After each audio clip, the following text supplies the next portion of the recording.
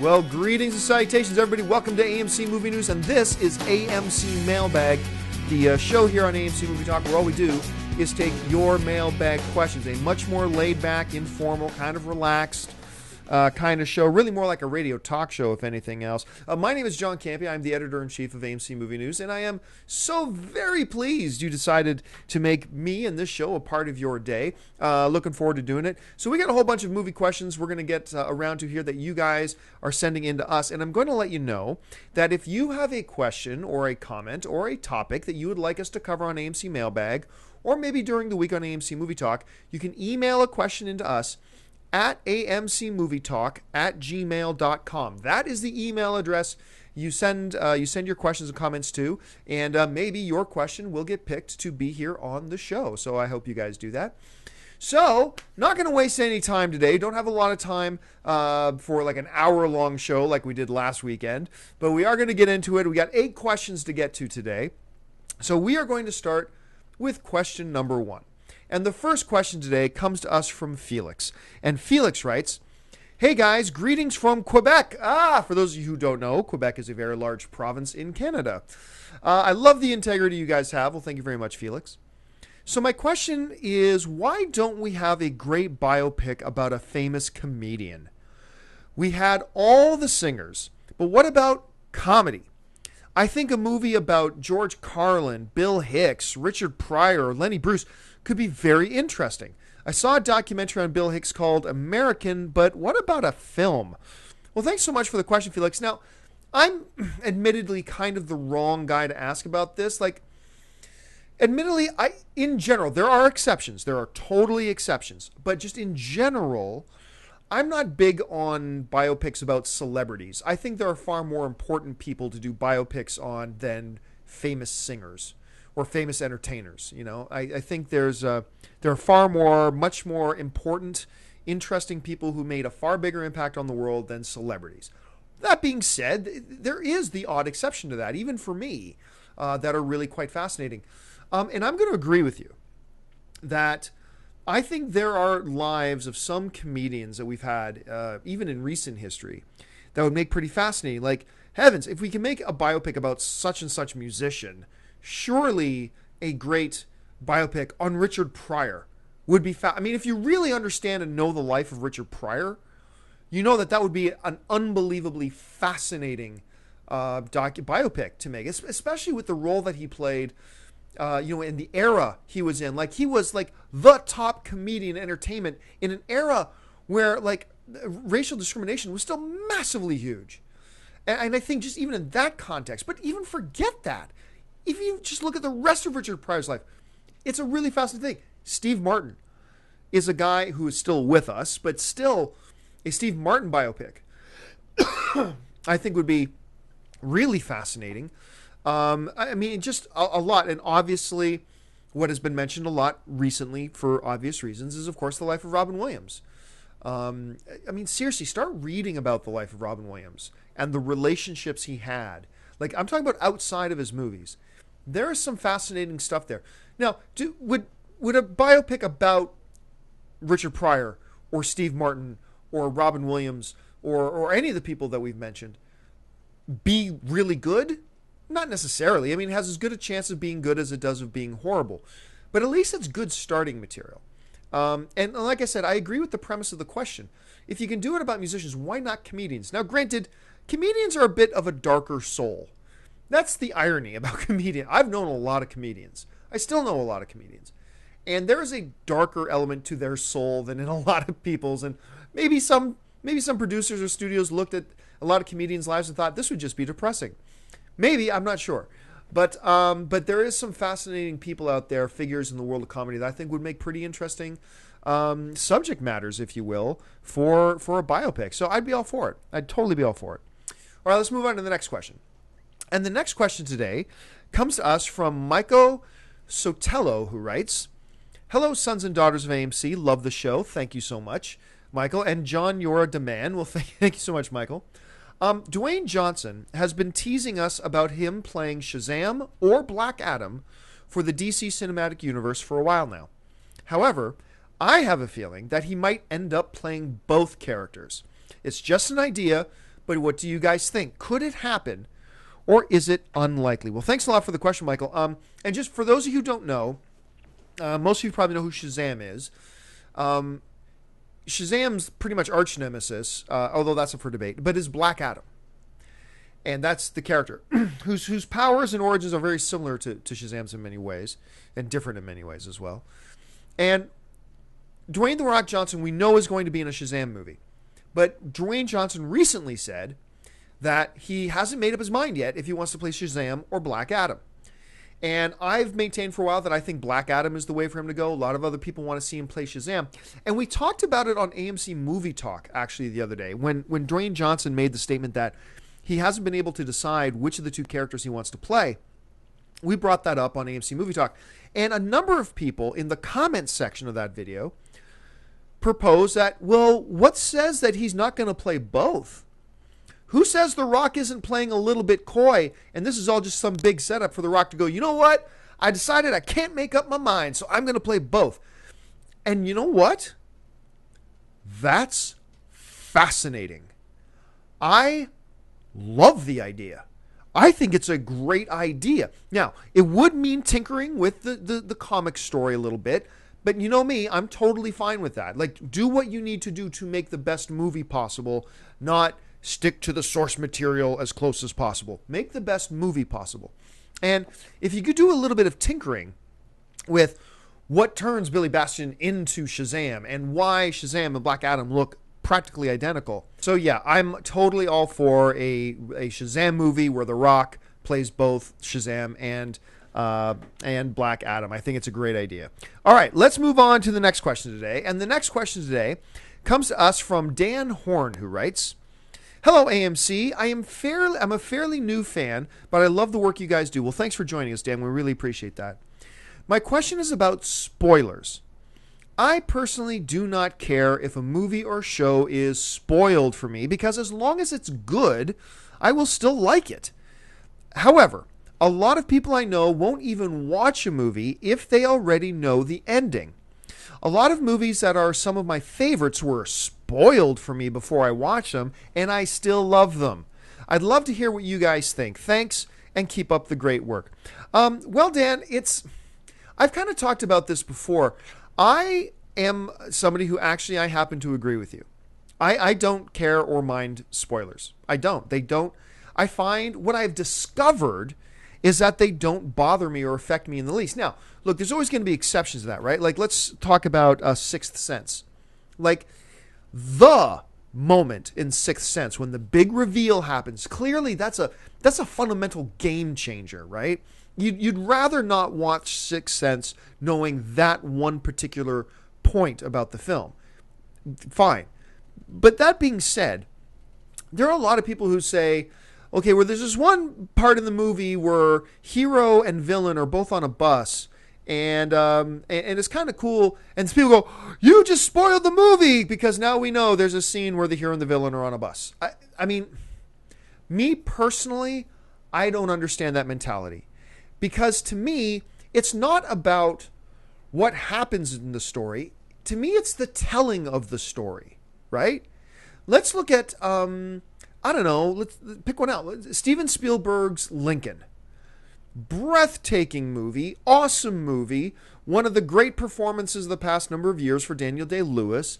Nominated for Best Picture, won Daniel Day-Lewis Best Actor. I believe Spielberg was nominated for Best Director.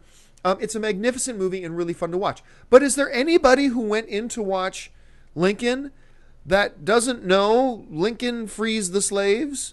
Is there anybody who went into Lincoln not knowing Lincoln, stops the war? Is there anybody going in there who doesn't know that Booth kills, that he ends up getting shot and assassinated at the end? We all knew that. You all know it. We know all those plot points. So, classically speaking, the movie's been spoiled because you know what happens. But the important thing isn't that we know what happens. The importance is the telling of the story. It's not knowing what happens in the story at certain points. It's the telling of the story. That's the key thing. That's the important thing. So, I've had situations where I've read pardon me, I've read a book, although now I have a rule for myself that if a movie is coming out that's based on a book, I will not read the book until after I see the movie. But there was a time where I didn't have that rule. So if a movie's coming out based on a book, I'll go pick up the book and read it. Well, now I know everything that happens in the movie, but that doesn't matter because to me it's not about what happens in the story, it's about the telling of the story. And so, the same thing with Titanic. Does anybody go into Titanic not knowing that the ship sinks? Of course we all know the ship sinks. That's a pretty big key plot point if it wasn't based on a historical event. But we all knew it, and everybody went to go see it anyway, and en masse, most people loved it. For a long time, the biggest box office film of all time. Because people kept going back again and again and again. You go back to watch a movie again. You've already seen the movie. It's spoiled. So you can't possibly enjoy watching it now. But then idiots like me, I'll go back and watch it 5, 6, 7 times if I really like it. Look, the point is there are some people that spoilers really bothers them, and that's cool. I'm not trying to say that a person shouldn't be spoiled. What I'm saying is that for me personally, it doesn't affect me at all, and I'm simply explaining my rationale, why I think, at any rate, that spoilers don't end up affecting me, and why I don't see anything to be bothered by. But that is not to belittle other people who are more sensitive to spoilers and don't like getting certain elements or pieces of a film revealed to them in advance, because for them, they feel that does affect their enjoyment of the film. I'm not trying to belittle that position at all. I'm simply explaining that I don't feel that way and why I don't feel that way. So it's a really great question. I am with you, though, Dan. I am somebody that, aside from big key things, once again, like a Sixth Sense situation, but that's rare. But, I would rather not know the big spill, the big twist, the big reveal of Sixth Sense before going in to see it. Absolutely, I agree. But I think for the vast majority of the films, I don't get the big deal. Look, I went into watching Captain America: The Winter Soldier not knowing that Captain America and Winter Soldier have a fight at some point, because I hadn't seen the movie. But I pretty much, you just know they're going to fight at some point. So somebody came up to me saying, hey, there's a point in this movie where Captain America and Winter Soldier are fighting. And I know some friends of mine who would go, no, stop talking, spoiler, and I'd be like, dude, you don't know that these guys are going to fight at some point in the film? Come on, man. But once again, I want to be very careful here, not trying to tread on anybody else who feels differently, because it's totally cool if that's the way you feel about it. And my condolences to you that if you've had movies spoiled for you. I'm just saying, for me personally, and for other people like Dan, it's not an issue, because knowing parts of the story, I said it before, knowing parts of the story is not what's important. It's the telling of the story. Does the movie tell a good story? And ultimately, that's what's important to me. All right, let's move on to the next question. And the next question today comes to us from Ricardo Diaz, who writes, hey, AMC Movie Talkers, love your show. Thanks so much, Ricardo. You're always a highlight of my day. Well, great. We're really glad we could be that for you, man. I'm a huge horror movie fan. I love them. I was just wondering, what are some of your favorite horror movies? Personally, I really like the Jeepers Creepers franchise. The Creeper freaks me out. P.S. Guilty pleasures are eligible. Thanks, and please continue being awesome. Well, thanks a lot, Ricardo. Actually, somebody asked on AMC Movie Talk the other day about our favorite horror movies, and I'll tell you the two that I mentioned on that show. Once again, guys, I'm still fighting off a cough. Please forgive me if I have to suck on a halls a little bit later. Just a little bit of disclaimer. My two favorite horror movies of all time. There's an older era when I was young and a kid, and there's a more modern era like in the last 10 years. My older favorite horror movie, which is probably still to this day my all-time favorite horror movie, and you guys have heard me mention this before, it's American Werewolf in London. American Werewolf in London, for some reason, I mean, I even know some people that don't even like American Werewolf in London, and for me, it is my personal all-time favorite horror movie. To this day, as a grown-ass adult, I cannot watch that movie in a dark room. There's something about American Werewolf in London, man, that just strikes all the right chords in me, that just, it knows how to freak me out and terrify me. And now I was so excited when I heard they were doing another film, and then, obviously American Werewolf in Paris, and that one did not impress me at all. But that original American Werewolf in London, man, that just freaked the hell out of me. The more modern one, of course, is The Descent. And The Descent, to me is just, I mean, it's like American Werewolf in London, right? It just found, even though it's a very different movie, it's just a movie that found a way to strike all those right chords that just creeped me out. I mean, I'm terrified in the first third of the way through the movie, just when they go down into the caves. I'm not going to give any spoilers away, but just when they go into the caves themselves terrify. The way they shot that film is so breathtakingly good. But the reason I agreed, this question got passed on to me, and the reason I agreed to take this question, even though I've already mentioned that, you know, my two favorites are The Descent and American Werewolf in London, is because I'm so glad that you brought up Jeepers Creepers. Now, I know you like the whole Jeepers Creepers franchise. I was not a big fan of Jeepers Creepers 2. So I'm just going to be open about that out of the way. But the first Jeepers Creepers movie, man, it's kind of like this. I know some people that don't even like the first Jeepers Creepers. And to me, I can't process that. The first Jeepers Creepers to me is very true to its namesake. It gives me the Jeepers Creepers. I mean, seriously, it gives me the heebie-jeebies. And the creeper, especially in the first one, not so much in the second one, but in the first one, they do such a great job building that visceral fear and that creepiness and that whatever. And it was the movie that pretty much launched Justin Long. Because a lot of people forget that's Justin Long in that movie. And I loved him in that.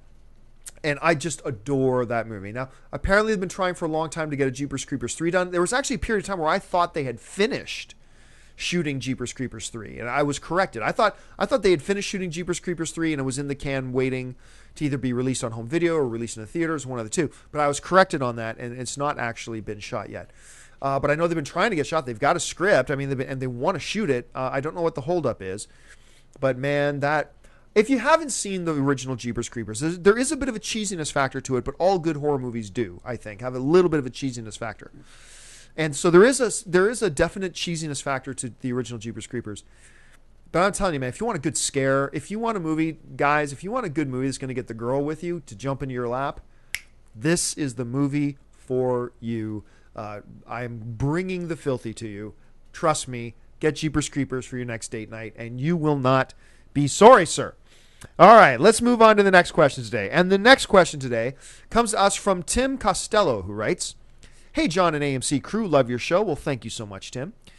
"Your YouTube show makes my commute to work so much more enjoyable. I'm glad we can keep you company, man. I recently watched Muppets Most Wanted and absolutely loved it. I find that, my opinion, is the minority, though. What do you think the likelihood is of more Muppets films in the future? I know that the box office was poor, but I have loved and continue to love the Muppets. Thanks, and bring on the filthiest of filthy." Well, Tim, you're not the only one who liked Muppets Most Wanted. I also enjoyed it. I liked it.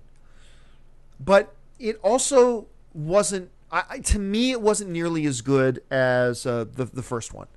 And by the first one, I mean the one they did with Jason Segel. And the one with Jason Segel was just such a surprise. It was just such a surprise about how unrelentingly charming it was, and funny, and great songs and music numbers throughout. And, you know, it was just on a whole nother level. Muppets Most Wanted, maybe I went in with too high expectations. Because I walked out going, hey, I liked that. I did. I liked that movie. But I wasn't nearly as excited or as enthusiastic or as bubbly or still singing the songs in my head when I came out of it. So it was a different experience for me. And I think for most people, I think it's fair to say most people didn't like it as much as they liked the first one. I'm glad that you did. Now, going back to the question, though, about what is the future of the Muppets? Yeah, the second one did not do well at the box office. Actually, the Disney chairman made some jokes actually about how bad the latest Muppets film, Muppets Most Wanted, did at the box office. He did some jokes about it. They're all very aware that it didn't do so well, which is really unfortunate. But here's the thing. The Muppets are eternal. The Muppets are eternal. The Muppets will outlive the cockroaches in a nuclear apocalypse. They may... Look, I don't think we're going to see a new Muppets film next year. At least not one that's going to hit theatrical release. Maybe some home video stuff. I do think that the results they just had are going to hurt it for in the short term. But give it 5 years, give it 10 years, the Muppets will return. The Muppets always return. They are the phoenix rising from the proverbial ashes. The ashes in this case being Muppets Most Wanted. They will be back. They will be back. I doubt in the next 2 years, but they will indeed be back because, like I said, man, the Muppets they are eternal, and so they will always rise again. All right, let's go on to the next question. And the next question today comes to us from Dave Kiley, who writes, "Hello, sons and daughters of AMC. Love the show and I watch it every day." Oh, thank you so much, Dave. "I love when you guys cover red carpet events and all the stuff you did at Comic-Con this year. So, John, as a fellow Canadian, I was wondering if you will be covering or sending anyone to the Toronto International Film Festival this year. I know it's not cheap sending people or crew on locations, but it is arguably the biggest and most important North American film festival and is sort of the unofficial kickoff to Oscar season. Keep up the great work." Well, thank you so much for the email, Dave. And yeah, one of the things that I have lamented the most since being here in LA is that I have not been able to make it down to a Toronto Film Festival since I came down to LA. It's been about 5 years, 6 years since I've been to TIFF. And it is one hell of a film festival, arguably the best film festival in the world.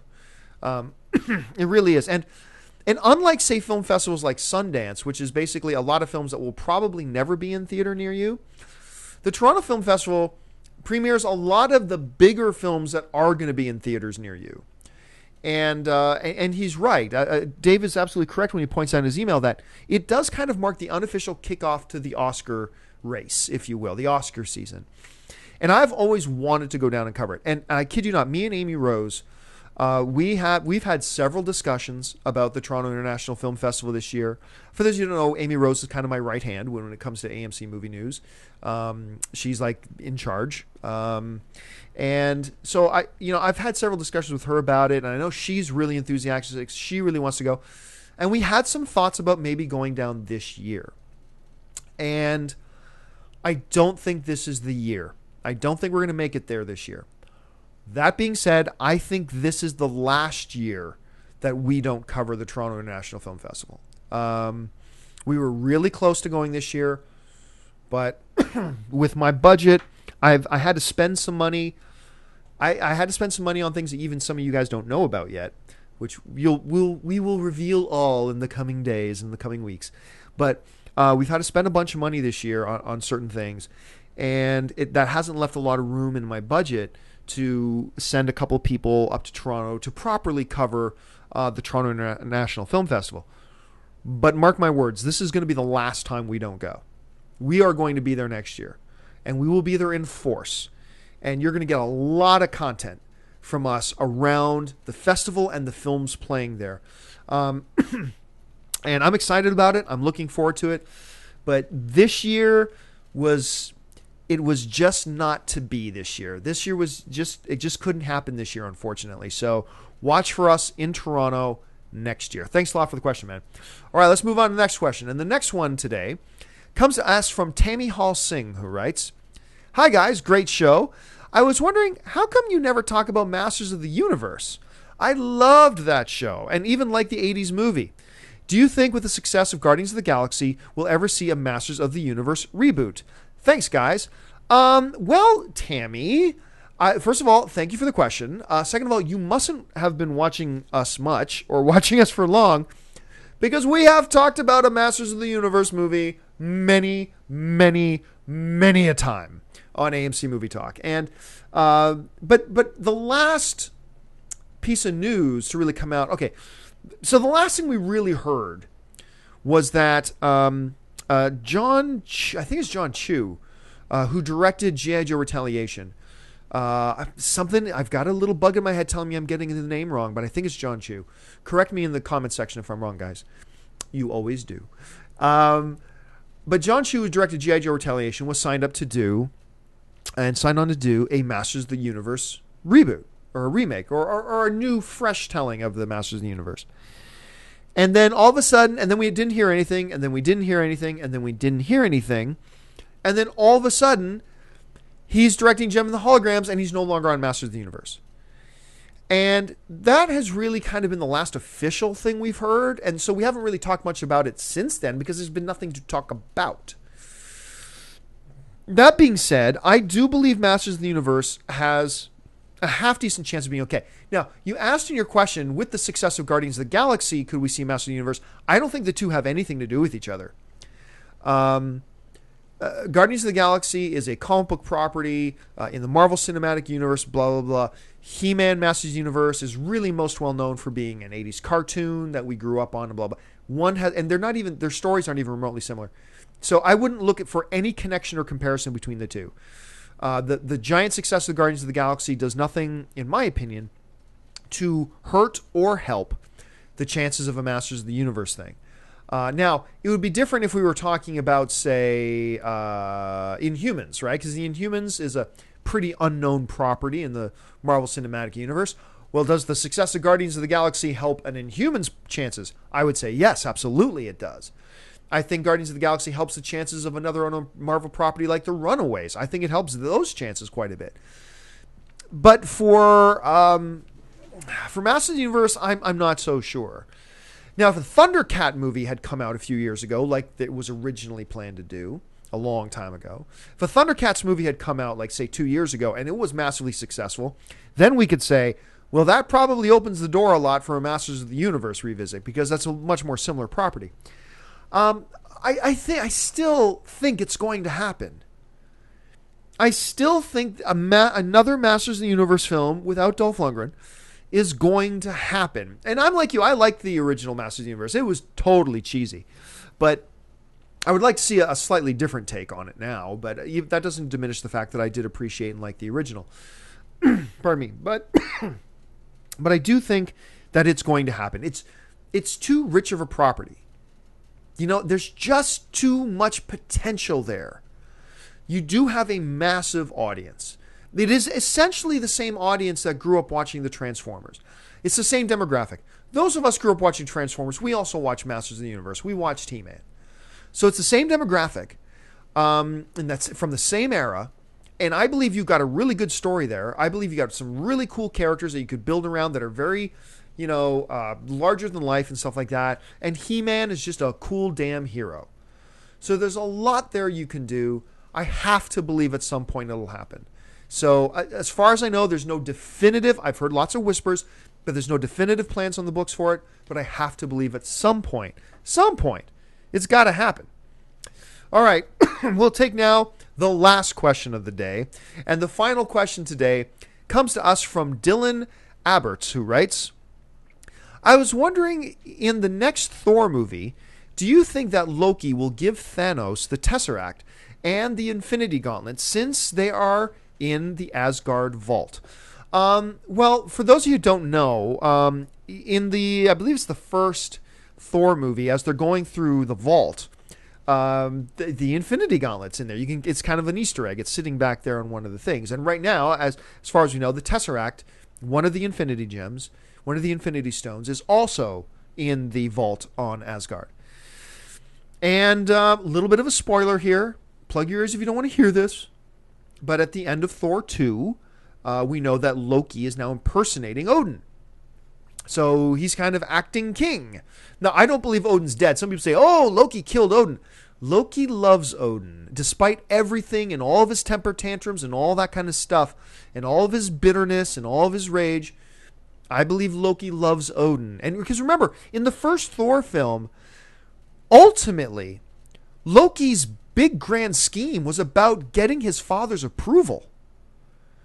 It was all about setting all this up so he could save Odin, so that Odin would give him the attention and love that he's always felt was more favored towards Thor. Ultimately, that's Loki's endgame in the first Thor. And I believe he still loves his father. And I do not believe he would kill his father. So maybe Odin was just out of the room and Loki was just impersonating Odin for that one moment. Maybe he tricked Odin into a trap and he's got Odin locked up somewhere, whatever. I just do not believe that Loki would kill Odin. Not this Loki.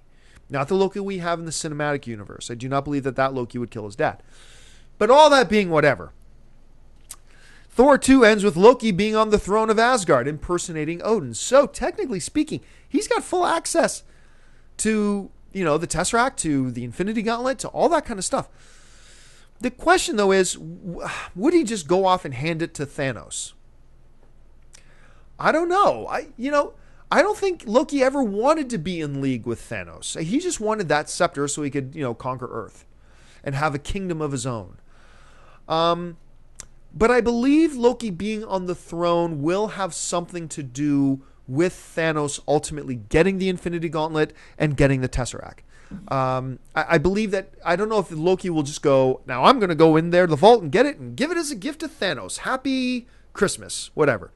I don't think that's what's going to happen, but I do believe that him being on the throne, directly or indirectly, purposefully or, unintentionally, will lead to Thanos getting those things back, which I'm sure will just cause another problem between him and Thor.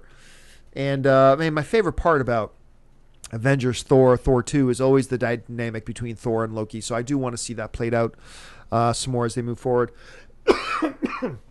So do I believe he'll give them to Thanos? No, but I do believe that one way or the other, even if it's unintentionally, he'll be responsible for Thanos getting his hands on those.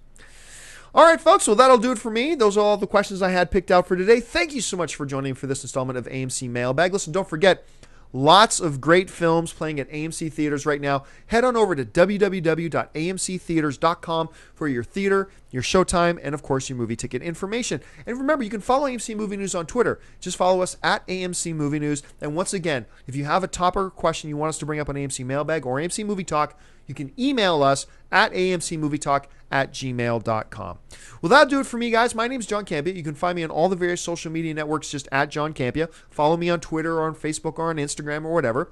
And until next time, that'll do it for me. So, bye-bye.